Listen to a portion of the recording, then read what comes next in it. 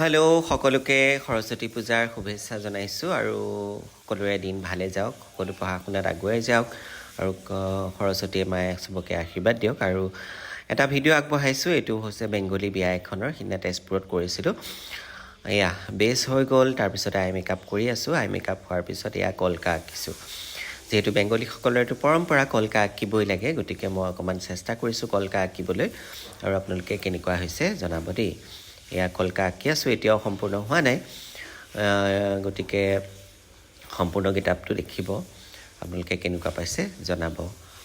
যিহেতু বেংগলীসকলৰ এইটো খুব ভাল লগা এটা কথা, খুব ধুনীয়াও লাগে আঁকিবলৈ, ভালো লাগে, কিন্তু আমাৰ ইমান অভ্যাস নাথাকে কলকা অঁকাৰ, গতিকে আমি চেষ্টা কৰোঁ সদায় ভালকৈ আঁকিবলৈ, আৰু পাৰিছোঁ নে নাই সেইটো আপোনালোকেহে জনাব। আৰু এয়া হৈ গ'ল, এতিয়া কইনাৰ হেয়াৰ হৈ গ'ল, আৰু এয়া মুকুটটো পিন্ধাই দিছোঁ, মাংটিকা লগালোঁ। আৰু যিহেতু মুকুটটো পিন্ধিছে আৰু বেংগলী কইনা যেন লাগি গৈছে, মুকুটটো পিন্ধাৰ লগে লগে এটা বেলেগ এটা লুক এটা আহিয়ে যায়, গতিকে খুব ধুনীয়াও লাগিছে। আৰু এটা বেলেগ ধৰণৰ মুকুট চুকুট পিন্ধা বস্তুবোৰ আৰু হেয়াৰ ষ্টাইল হৈ গ'ল। এতিয়া ফুল চুল লগাব আছে, আৰু এতিয়া মই অৰ্নামেণ্টছ পিন্ধাই আছোঁ।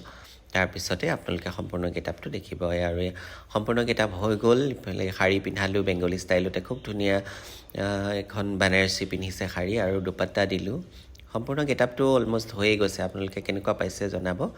আৰু এইটো বেংগলী ষ্টাইলতে গোটেই শাৰীখন পিন্ধাবলৈ চেষ্টা কৰিছোঁ, খুব ধুনীয়া, কিন্তু শাৰীখন বৰ ধুনীয়া আৰু পিন্ধায়ো ভাল লাগিছিলে।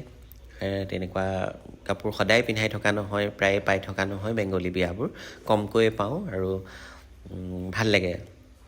গতিকে কইনা ৰেডি হৈ গ'ল, কেনেকুৱা দেখিছে আপোনালোকে কমেণ্টছ কৰিব।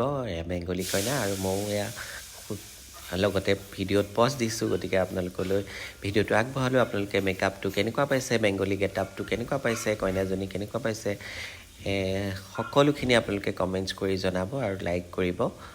সকলোলৈ শুভেচ্ছা জনাইছোঁ। Thank U.